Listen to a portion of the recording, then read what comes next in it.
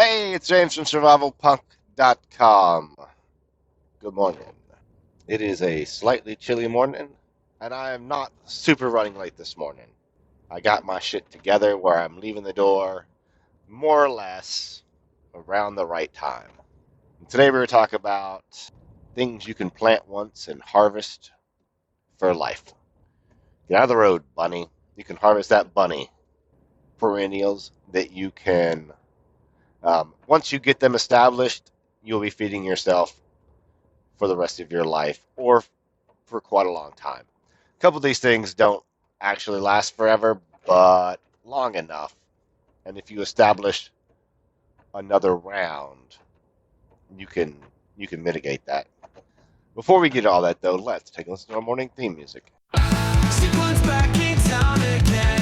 Time to fight and live, my friends. DIY survival's trend. Punk rock never ends. Scratching voice and pumpkin strings. Rebel songs and what it brings. Back to basic simple things. Freedom takes its wings. Sequence back, alright. Let's rock and roll tonight. Through the dark and light. We'll keep And we're back. fire bright. There we go. Okay. We obviously know that growing food is a very important part of being a prepper or survivalist. Unless you are a fucking retard and you're like, I'm not going to bother growing food because then when the shit hits the fan, the roving gangs of motorcycle people will see my garden and come murder me. If you're that person, just turn it off. Just stop listening. I don't have time for your retarded ass. Otherwise, keep listening. Um, However, gardens are a lot of work. They certainly can be. Wouldn't it be nice to have something that you basically just set and forget? That's what we're talking about today. We're going to start with talking about trees, fruit trees, because later we're going to talk about nut trees. It is really foggy this morning, and one of my high beams is pointing at the sky. Apparently, that's great. Or one of my not high beams. I need to adjust that. Anyway, fruit trees. Obviously, for any of these things, grow what you like. And if you don't know, you should probably try it. If you don't like anything, grow something and barter it. I don't know. Grow something to lure in the deer. But surely there's something you do like. And what I mean by that is, so apple trees, pears, plums. Is a cherry a tree? George Washington cut a cherry tree, supposedly. Um, so apples, pears, plums, peaches. So that'd be the peach nectarine, um, your stone fruits in general. I would grow a variety of each of those, obviously depending on space constraints and flavor, right? So, and hold on, you're not constrained by the same constraints, obviously, that your local grocery store has. So you don't have to grow a red delicious and a granny. There are thousands, if not millions, of apple tree variants. So yes, you should absolutely grow what you like. However, there is some room to kind of think outside the box to at least not be a boring bitch. Um, I would probably, so if you have enough land, some of this doesn't even like matter, right? If you're establishing like 20 fruit trees, to have like three experimental ones or five experimental ones, it's not a big deal, right? I know recently I've had people asking me in my daytime job, which deals with a lot of fruits and vegetables and meat, but mostly fruits and vegetables. There's a new apple going around that has a pink core on the inside. So the inside is pink, not the core, but the whole inside. It's instead of like the white beige um, flesh, the meat, the inside of the damn apple, it's a pink color. It's called like a rose apple or something like that. I forget the name of it, but I've had people asking, and I've had to look them up. I would I would try to find a way to go sample some of these apples, right? If there's a farmer's market going on, or you can even maybe look on eBay. I bet someone is like nicely packaging and selling and shipping some of these. If you're going to grow one of these fancy things, there's no reason not to throw like the ability to sell it on like eBay. Sample some of them, right? Like maybe you're like, oh man, my there's a black flesh apple, so the skin is black. It looks gorgeous, and a purple one. Looking through, what is it? Maybe it was the Baker seed catalog. Um, but I got one of those like last year, like the rare seeds catalog. Some of those apples looked fantastic. It's the reason I'm talking about this. Obviously, not because it's a great survival topic, but we are moving. We will finally have land to be able to plant some of these things, and this is fairly soon. I want to get my perennials established. Obviously, the time to be planting these is yesterday. So as soon as you can get them in the ground, the better. There's optimal times, um, but also there's just get the shit done, right? See if you can try some of these. Um, and if they're great, you should plant them. And like I said, with that, you also have some ability to make some extra money there, right?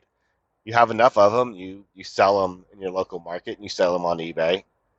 You can get for some of these, like if you're selling, if you're growing like Granny Smith and Red Delicious apples, and you're taking those to like the farmer's market, no one gives a shit. If you go to the farmer's market with those rose apples, or you go to the farmer's market with a black apple, you're going to sell them. There's no way you're not. You might not just sell out, but you're going to sell your apples. You can walk by a table with Granny Smith apples, and you're like, meh, it's Granny Smith apple. Um, and you're going to have to charge more than the grocery store, right? You, you at the farmer's market cannot compete with Walmart on a Granny Smith apple. You just can't do it. It's not worth your time. So that's dumb, right? There's people that do it. There's absolutely people that do it. And the thing that you are kind of getting is you can market your apple as being a better quality, fresher apple.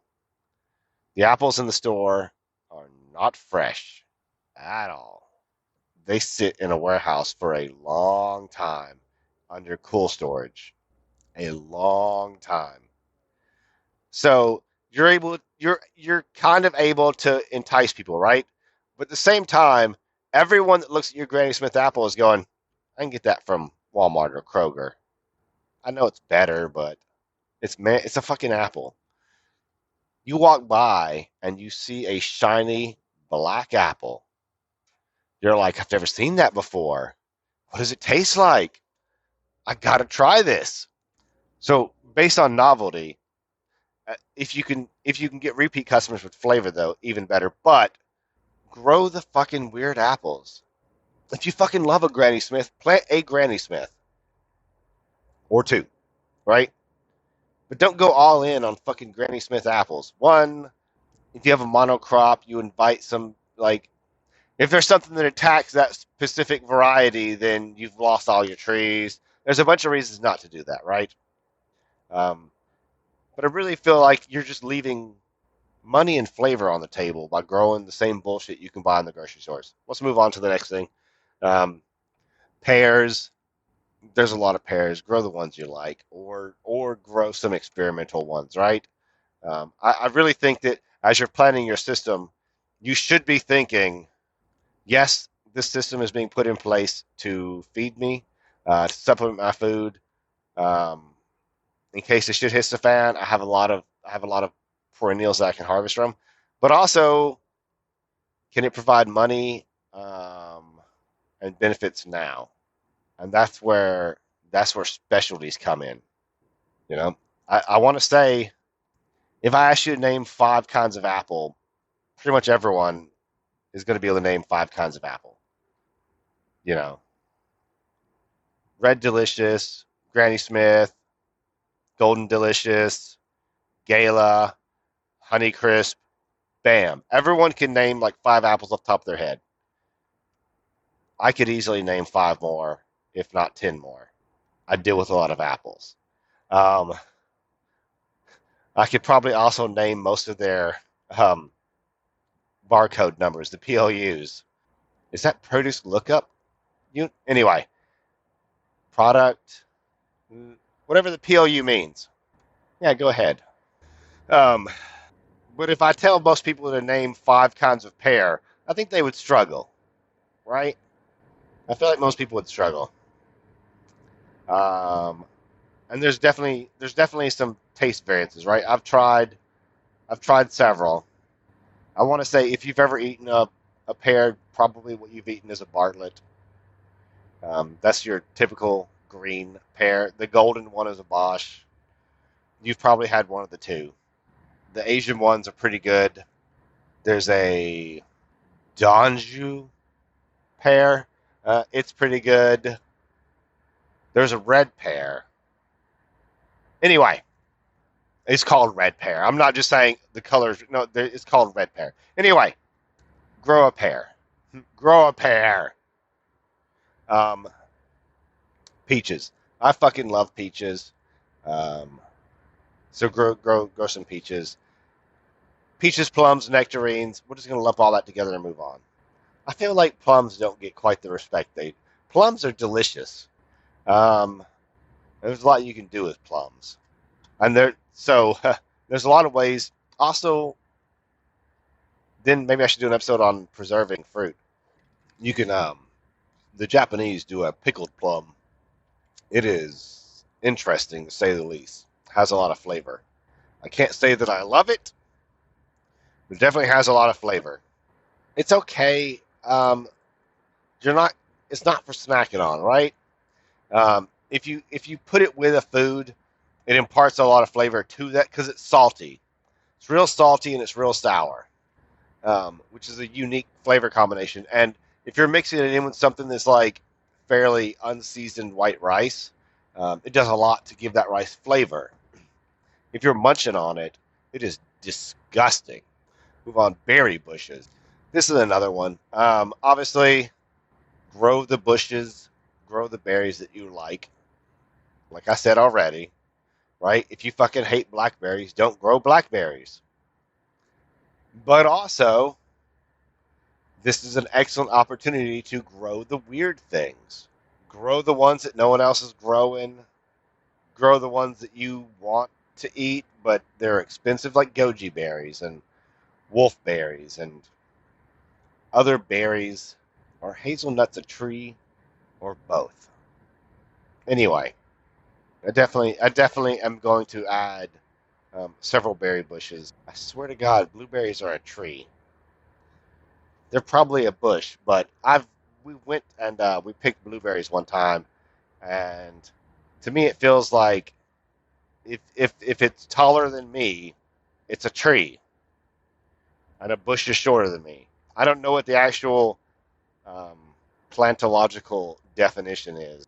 So blueberries, blackberries, raspberries, um, they're easy to grow, like all of these. Once you establish them, and they're just gonna feed you for years. They're fun to pick, right? Because these bushes aren't getting massively tall. Like I said, some of these were taller than me, but you're mostly able to reach up and pick your berries off of them. Some of these make good borders, is what I'm trying to say. I think it's blackberries. Blackberries are a very thorny bush. So are raspberries. Blackberries for sure, very thorny, and they can be a deterrent to things.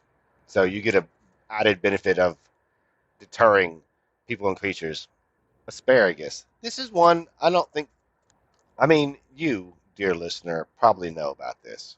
But I feel like if I question most people, they one don't realize that asparagus is a it's an interesting perennial. I don't think it does something where it like skips a year.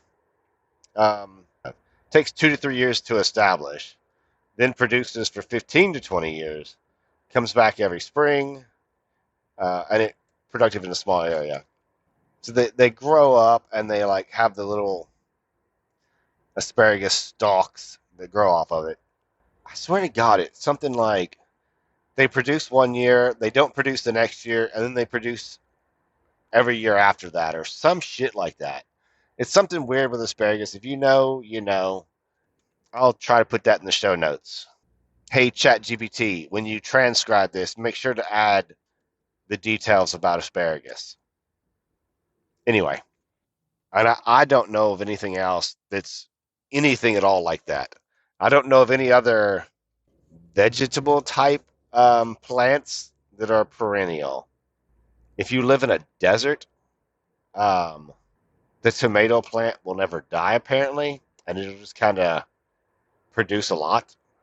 Anyway, rhubarb. Rhubarb is interesting. Rhubarb, extremely hardy, cold tolerant, produces huge stalks every year, low maintenance. Great for pies, jams, preservatives. I bought some rhubarb one time and meant to make something out of it. We just kind of sampled it. It's real, it's real bitter. Definitely needs some sugar to give it some flavor, but it was a good flavor. It looks like red celery. So why can't celery be perennial? Herbs that come back. Examples: mint, oregano, thyme, chives, rosemary. What did I have? I had mint, I think. I had mint that wouldn't die for years. I think it finally did. I think it finally got killed off or something, but I had mint that was just there for years. Herbs are good for medicinal uses. They're good for flavor. And a lot of herbs tend to be fairly expensive, and you save a lot of money by growing your own, and it's fresh and available. I tend to, whenever I buy herbs, I just tend to end up wasting a bunch, right? Like I'll buy a bunch of cilantro and I use some for whatever it is I need cilantro for, and then I'll put the rest in my crisper, and then like 2 months later, I pull out a bag of green liquid and I throw it away. It'd be way better to go out to the herb spiral, clip off a little bit of cilantro, use that, and it's just sitting out there waiting for me to use it again. And I also feel like you'll use more, right? If a dish calls for fresh parsley and you're like, I don't have it, you're just going to skip it. Or you have so much of it sitting out there, you're just like, I'm just going to go use it because I have it. And that'll be good for your health. Nut trees. We're going to fend on nut trees. Examples: pecans, walnuts, chestnuts. Um, Nuts are great. They don't generally tend to store well because of the fat content, which is great because it's a little hard to get um, fat in a survival situation because of the fat will go rancid. So unless you're harvesting animals that have fat, it's you, you can store a bunch of oil, but it's not going to last forever. And you're not really going to be producing, like, you're not growing olive trees on your property and pressing olive oil. You're just not. If you live in like Texas, maybe you can. Maybe Florida, maybe. Um, I don't believe there are any. I'm sure someone's doing it, right? If motherfuckers can grow lemon trees on a mountain, you can probably grow an olive tree somewhere. But for the most part, though, you're not growing olives and you're not going to be making olive oil yourself. And if you are, man, make sure you're doing a YouTube about it so I can watch it. Anyway, um, those are great. They're high calorie foods, and they can produce for generations. Good luck on the chestnuts. I know there are people trying to bring back the American chestnut because blight took out billions maybe of chestnut trees. Well, they used to be everywhere and everyone had them all the time. Now they're basically gone. You can absolutely grow Chinese chestnuts, and they do fine. They're not blighted. But I think now, though, I think now you can grow some American chestnuts. Just be aware of the blight problem. And with that, this has been James for strawpunk.com. DIY to defy these Sequence guys. back in town again. Time to fight and live, my friends. DIY survival's trend. Punk rock never ends. Scratching voice and broken strings. Rebel songs and what it brings.